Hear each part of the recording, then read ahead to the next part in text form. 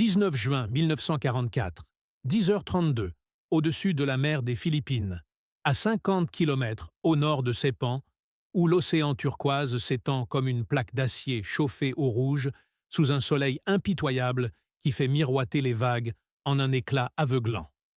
Le lieutenant J.G. Alexander Vrasiu, 24 ans, pilote de la VF-16 à bord de son F-6F-3 L4, portant le numéro 23 sur le flanc, sent le grondement sourd du Pratt & Whitney R2800 Double Wasp vibrer à travers ses os. Un tremblement qui remonte de la carlingue jusqu'à ses dents serrées, tandis que l'air salin, chargé d'embrun et d'une humidité poisseuse, s'infiltre par les joints imparfaits de sa verrière blindée, collant sa combinaison kaki imprégnée de sueur contre sa peau brûlante. Ses doigts gantés, raidis par la tension et le froid en altitude à 18 000 pieds, agrippent le manche de contrôle avec une force qui fait blanchir ses phalanges, chaque pulsation de son cœur cognant comme un marteau-piqueur contre ses côtes, alors que la formation de 16 Hellcats, déployée en large cercle de combat au-dessus du Task Group 58. 7. Les porte-avions USS Lexington. Cabot et Belleau Wood filant à 25 nœuds vers le nord. Patrouille dans un silence radio tendu, seulement brisé par les crachotements sporadiques des RTF et les halètements de sa propre respiration, amplifiés par le masque à oxygène qui lui râpe la gorge. L'adrénaline coule déjà dans ses veines, comme du mercure brûlant, un poison exquis qui affûte ses sens, au point que chaque goutte de sueur perlant sur son front semble ralentir sa chute, traçant un sillon glacial sur sa tempe, tandis que ses yeux, protégés par les lunettes aviateurs Ray-Ban, balaient l'horizon à 360 degrés, scrutant les nuages cotonneux gonflés d'humidité qui flottent comme des spectres menaçants.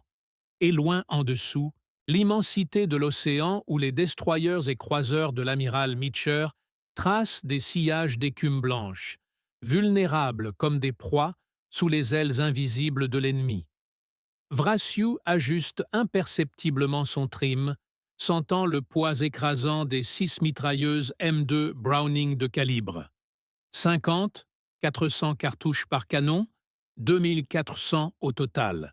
Pesé sur les ailes trapues de son Grumman, un fardeau rassurant qui promet la vengeance, mais dont la vibration incessante fait trembler ses cuisses gainées de cuir contre le siège en toile tendue.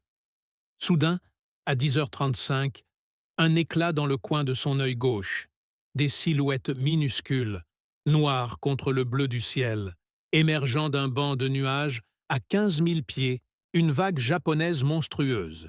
Plus de 40 Aichi D3A Vals et Yokosuka D4 Aibu Judis, escorte de Zeros A6M5, torpilleurs et bombardiers en piqué, fonçant vers les porte-avions américains à 280 nœuds, leurs moteurs Sakae rugissant comme des bêtes affamées, larguant déjà leurs flotteurs pour gagner en vitesse, une marée mortelle née des carriers Iyo et Junyo de l'amiral Ozawa, qui vomit ses avions dans un sacrifice désespéré pour briser la supériorité aérienne yankee.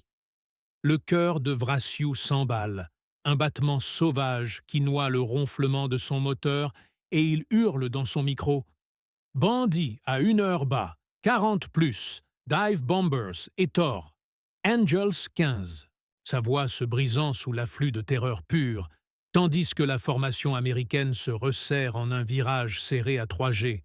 Les Hellcats cabrant leurs museaux trapus, pneus de queue frôlant l'air salé, et vous sentez, là, dans cette seconde qui s'étire comme une éternité gluante, le poids irréversible de la décision qui pèse sur ses épaules, plonger seul ou attendre les renforts.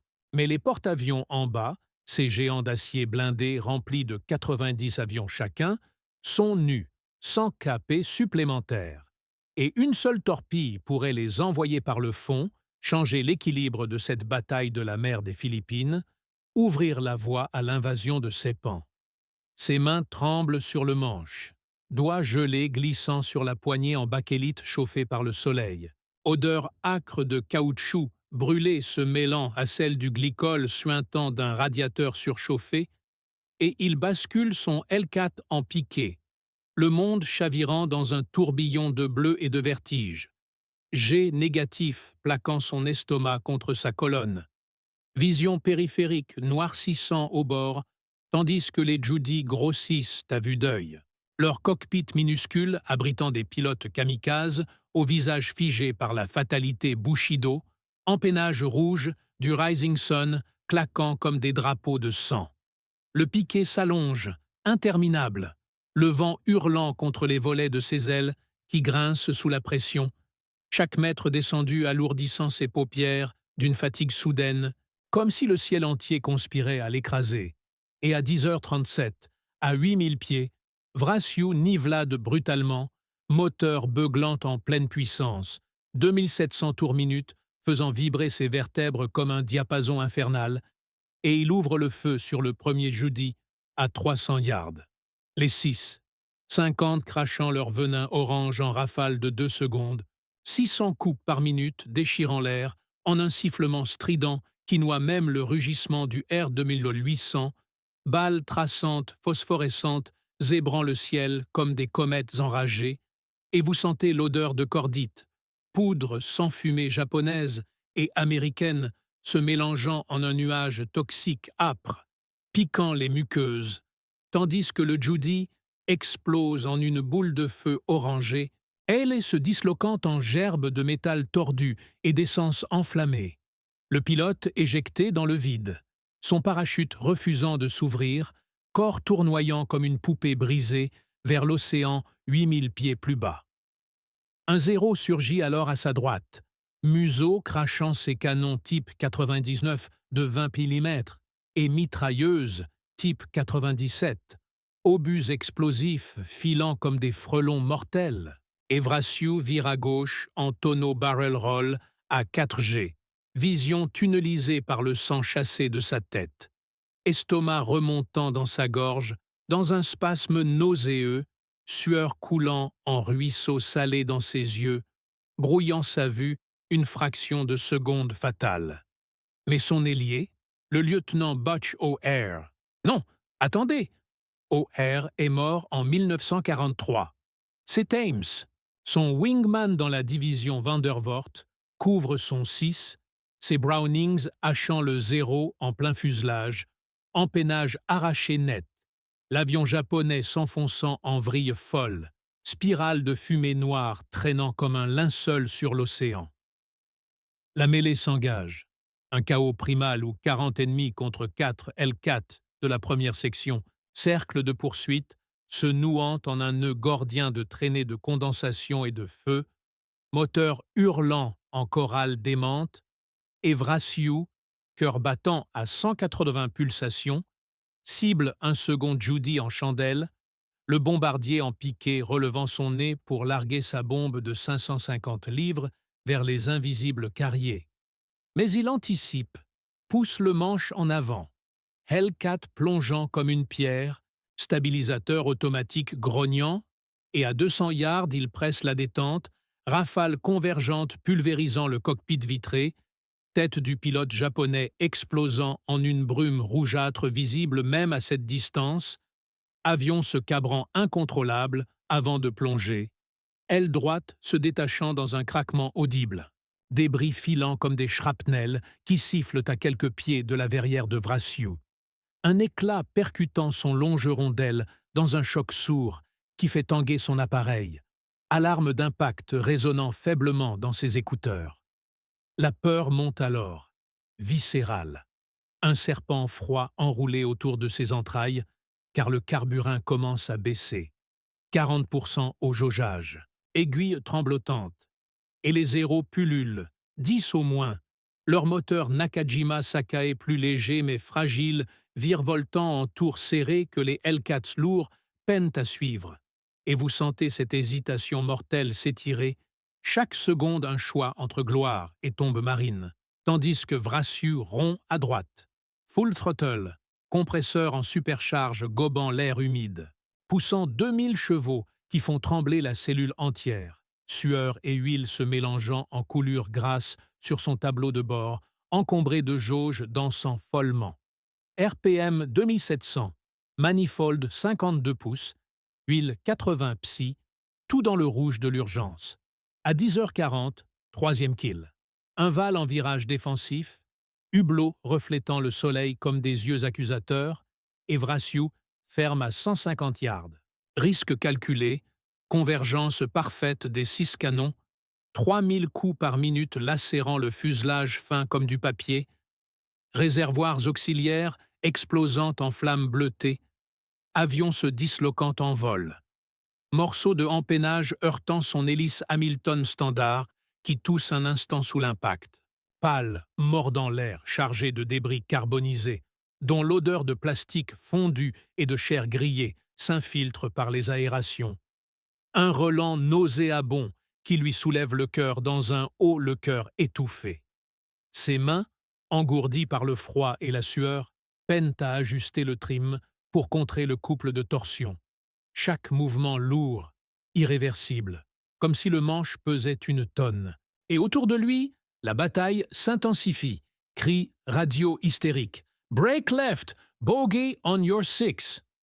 Dames, suivi du tac-tac-tac des 20 plis Sanat japonais ricochant sur l'armure ventrale de son Hellcat, étincelle jaillissant visible dans le rétroviseur, un obus traversant l'aile gauche sans exploser, trou béant laissant siffler le vent comme un sifflet fantôme. Il contre-attaque en split S, inversion brutale qui plaque 5G sur son corps, sang désertant son cerveau dans un brouillard gris, muscles hurlant sous l'effort pour ne pas lâcher prise, vision revenant juste à temps pour voir le zéro dans son réticule gyroscopique K14, doigt écrasant la gâchette dans une rafale de 4 secondes, 800 balles. 50 martelant le moteur Sakae qui vomit une coulée de glycol blanc laiteux, avion japonais calant en secousses violentes, pilote sautant en parachute, silhouette minuscule flottant paresseusement vers les vagues. Un instant de pitié fugace traversant l'esprit de Vrasiu, un homme comme lui, fils, frère, terrifié, avant que l'instinct ne reprenne le dessus. Car un autre Judy pique vers les nuages, bombe prête à semer la mort sur le Bellowwood. Quatrième abattement à 10h42. Poursuite en descente contrôlée. Hellcat stable comme un roc malgré ses 7 tonnes en piqué. Verrière embuée par la condensation intérieure qui l'essuie d'un revers de manche. Yeux plissés contre l'éblouissement. Et feu nourri à 100 yards. Canon convergent déchiquetant l'élévateur de queue. Judy se redressant en chandelle incontrôlable avant d'éclater à 5000 pieds. Boule de feu orange s'épanouissant lentement. Onde de chaleur fantôme, palpable même à distance. Débris retombant en pluie métallique sur l'océan qui les avale sans trace. L'épuisement commence à mordre maintenant, bras lourds comme du plomb. Concentration fissurée par la soif. Masque trop serré râpant la peau de son menton, et le carburin à 25%, aiguille inexorable dans le rouge. Tandis que les vagues japonaises successives, la première de 69 avions abattus à 80%, laisse place à des traînards isolés, mais Vrasiu, porté par une rage froide, un feu intérieur alimenté par les souvenirs de Pearl Harbor, de Guadalcanal, presse l'attaque. Décision solitaire de ne pas rompre malgré les ordres radio. RTB tous, Bingo Fuel, de Meacher relayé par le CAG. Mais non, pas encore, car les carriers comptent sur eux, sur cette poignée de Hellcats, pour verrouiller la supériorité aérienne qui ébranlera l'empire du soleil levant. Cinquième kill à 10h45. Un Judy esselé tentant de filer vers le Io lointain, horizon flou de nuages et de traînées noires. Vrasiu le talonnant en virage coordonné à 3G constant, aile gémissant sous la charge, pneus de queue frôlant la vitesse de décrochage, odeur d'huile chaude montant du compartiment moteur, voyant clignotant warnings intermittents, et rafale décisive à 250 yards, balle traçante filant en ligne droite parfaite, pulvérisant le radiateur d'huile, avion japonais laissant une traînée huileuse noire avant de sombrer en vrille inversée, explosion secondaire au contact de l'eau, envoyant une gerbe blanche de 200 pieds. Le sixième, le clou du spectacle, à 10h47, alors que le chaos s'apaise en un bourdonnement lointain d'angines survivants. Un Val isolé, bombardier en piqué, avec son observateur mitrailleur arrosant vainement de son type 92-7. 7000 litres, Vrasiu ferme à 300, à 200, à 100 yards, réticule centré sur le cockpit tandem, doigt hésitant une fraction. Morale conflict. Est-ce un meurtre ou la survie de milliers? Puis, écrasant la gâchette, dernière cartouche des ailes internes crachées, en un hurlement final. Fuselage du Val se disloquant en vol, ailes se repliant comme des cartes à jouer, plongée fatale vers l'océan dans une explosion étouffée par les vagues. Pilote et observateur engloutis dans un bouillonnement d'écume et de flammes flottantes. À 10h50, Vrasiu rompt enfin, cap 180 pour RTB. L4 boitant sur un train d'atterrissage endommagé invisible, carburant critique à 10%, moteur tout sautant sur réservoirs internes. Monde extérieur, un flou de sel et de fatigue. Chaque vibration, un rappel de la fragilité. Et vous sentez le silence s'installer progressivement. Ronflement solitaire du R2800 contre le vide immense. Peur rétrospective, montant comme une marée.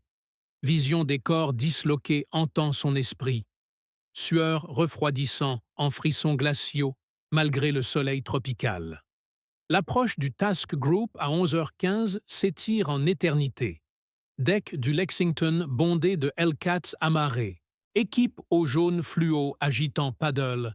Crochet de Vrasé accrochant le troisième fil dans un choc brutal qui plaque son corps en avant. Verrière s'ouvrant sur un mur de chaleur et d'huile brûlée. Odeur de pont chauffé au rouge mêlée à celle du JP4. Jambes flageolantes descendant l'échelle. Main d'un mécano le soutenant tandis que le collapse physique arrive. Genoux cédant sous le poids de l'adrénaline évaporée. Vomissements salés projetés sur le pont glissant. Corps secoué de spasmes incontrôlables. Autour, acclamation étouffée des pont crews, mais pour Vrasiu, le monde rétrécit au silence assourdissant après le fracas. Regard fixe sur l'océan où flottent des taches d'huile iridescentes et des parachutes dérivant comme des âmes perdues. Poids écrasant de la survie. 6 victoires en 8 minutes. Contribution à 242 abattements japonais ce jour-là. Supériorité aérienne scellée. Voie libre pour Saipan, Guam, Tinian, mais aussi la perte invisible. Sommeil hanté, cauchemar de flammes éternelles, morale fracturée par le coup humain de cette victoire qui change l'équilibre du Pacifique. Il s'assoit contre un bulkhead, dos au métal tiède, cigarette tremblante aux lèvres, fumée âcre emplissant ses poumons vides, tandis que le soleil décline lentement, étirant les ombres sur le pont, et le grondement lointain des radars continue, sentinelles éternelles d'une guerre sans fin, où chaque seconde survivante est un miracle lourd de regrets. Les heures passent en lente agonie, débriefing sous les néons crus du Ready Room, voix rauque racontant chaque tir, chaque explosion, fatigue osseuse refusant de lâcher prise, corps endoloris par les jets force résiduels, muscles tétanisés comme après un marathon infernal, et dans la nuit tombante, alarme générale à 17h, nouveau wave japonais détecté, mais Vrasiu, cloué au sol par ordre médical. Observe du Vulture's Row, les Hellcats s'élancer à nouveau, cœur serré, sachant que cette supériorité chèrement acquise ce matin pèse désormais sur tous, un fardeau partagé dans le silence pesant de l'après-combat, où la peur ne s'efface jamais vraiment, seulement engourdie par l'attente du prochain hurlement des sirènes. L'aube du 20 juin se lève sur un océan calme, traînée de fuel japonais flottant encore, carcasse d'avions à demi submergés attirant les requins, et Vrasiu, revêtu d'une combinaison propre mais esprit sali, remonte en selle pour la patrouille suivante. Décision isolée renouvelée sous impossibles odds, car la guerre dans le ciel du Pacifique n'offre ni répit ni oubli. seulement l'écho interminable des moteurs et des canons, vibrant à travers les eaux jusqu'à la moelle, où chaque vibration du Pratt & Whitney R2800 hurle la promesse d'un nouveau baptême du feu, aile tendue vers l'horizon laiteux où percent les premiers rayons, sa L4 F6 F3 bondissant de la catapulte comme un faucon libéré, gravité inversée arrachant un grognement primal de la gorge, formation resserrée en finger-four, radio crachotant ordre sec, bandits à 2 heures bas, Angels 10 000, Bogies nombreux, et le cœur qui cogne comme un marteau-piqueur sur l'acier, adrénaline pure irriguant les veines gelées par l'altitude naissante, yeux plissés, scrutant le vide turquoise piqueté de cumulonimbus fantômes. Le 20 juin déploie ses serres. Mission 871, patrouille de combat aérien au-dessus de la Task Force 58, mais l'ennemi, épuisé par la saignée de la veille, lance ses ultimes kamikazes embryonnaires, zéro frénétique surgit des nuages comme des spectres vengeurs, moteurs chantant leur hymne suicidaire, et Vracieux, loup solitaire dans le troupeau, pivote en chandelle inversée, manches arrachées à bout de bras. 50 calibers tout sautant leur venin cuivré. Premier zéro désemparé qui flambe en boule orange cascadant vers l'abîme. Débris métalliques giflant le pare-brise comme une grêle vengeresse. Puis un second, aile arrachée nette par une rafale chirurgicale. Spirale folle dans le vide salé. Cris étouffés dans les casques ennemis. Anonymes dans la fureur. 6 minutes d'apocalypse condensée. 3 victoires de plus gravées dans le carnet de bord. Total personnel à 12, contribution au carnage de 400 plus abattements japonais, mais le ciel, ce matin, est un tombeau piégé. Un val descendant en piqué suicidaire, mitrailleuses de 7 mm crachant leur fiel, L4 touché au réservoir principal, kérosène suintant comme du sang noir, odeur âcre dans le cockpit surchauffé, manœuvre d'évitement à 6G broyant les côtes, vision tunnelée par le masque à oxygène et l'impact fantôme qui secoue l'âme plus que la cellule. Retour forcé sur le Lexington. Appontage miraculeux sous hook précis malgré le vol bancal. Arrestor wires hurlant leur freinage brutal. Corps projetés en avant contre les sangles. Sel et sueur piquant les yeux injectés de sang. Débriefing haché par la toux. Médecin palpant les ecchymoses invisibles. Mais l'esprit, lui, déjà ailleurs, comptant les heures jusqu'au prochain lancement, car la supériorité aérienne n'est pas un cadeau divin, mais une dette infinie, payée en chair et en nuit sans sommeil. Le crépuscule du 20 juin enveloppe le carrier d'un voile pourpre, vague léchant les flancs comme des langues affamées, et Vracieux, allongé sur sa couchette étroite, fixe les gaines d'aération suintantes, écho des moteurs lointains vibrant dans ces eaux fracturées par l'invisible. Sachant que le Great Marianas Turkey Shoot s'achève sur 645 avions nippons pulvérisés contre 29 pertes US, équilibre du Pacifique basculé pour de bon. Saipan tombant comme un fruit mûr. Mais pour lui, simple pilote de 25 ans, ce n'est que le premier chapitre d'une saga de 19 kills, ombre portée d'une gloire teintée de cendres éternelles, où chaque aube promet le feu et chaque survie. Un sursis hanté par les fantômes des 242 frères abattus ce jour fatidique. La guerre, dans son implacable mécanique, tourne la page sans pitié.